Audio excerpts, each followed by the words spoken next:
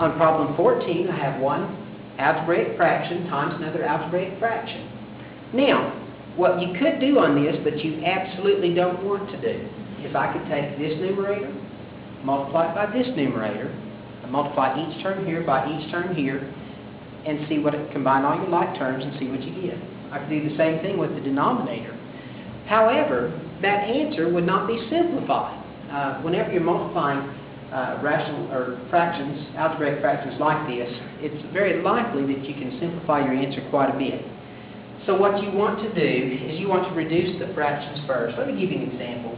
If I had 20 over 40 times 13 over 39, you could multiply 20 times 13, 40 times 39, you get a big number, and simplify your answer. But you could divide 20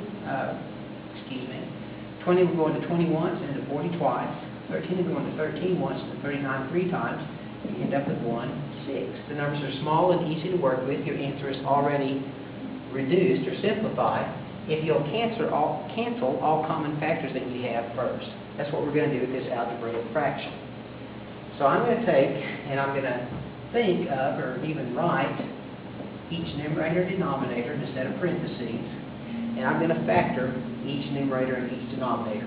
This first numerator, I can factor a 4 out of each term, and I'm left with 4 times x plus 1. If I multiply 4 times x plus 1, I get 4x plus 4.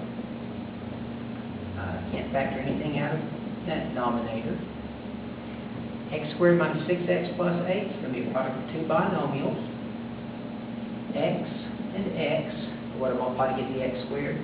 I need two numbers that I multiply together to get positive 8. When I add them together, the outer and the inner terms, I get negative 6x. We did one like this just a moment ago, the x minus 2 and x minus 4. That gives you your negative 4x plus negative 2x. Gives you your negative 6x. Negative 2 times negative 4 gives you your positive 8. This expression, I can factor in 8x out of each term.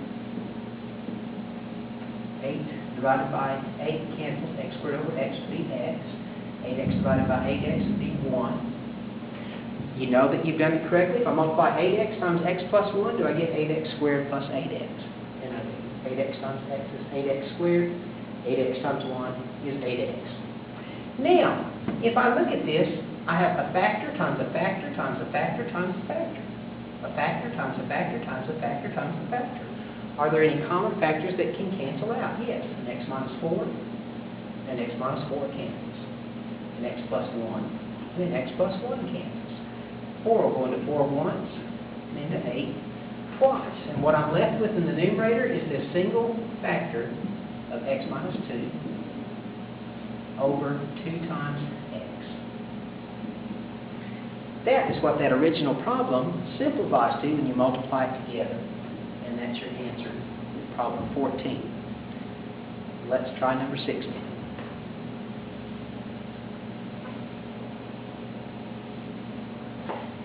What I would encourage you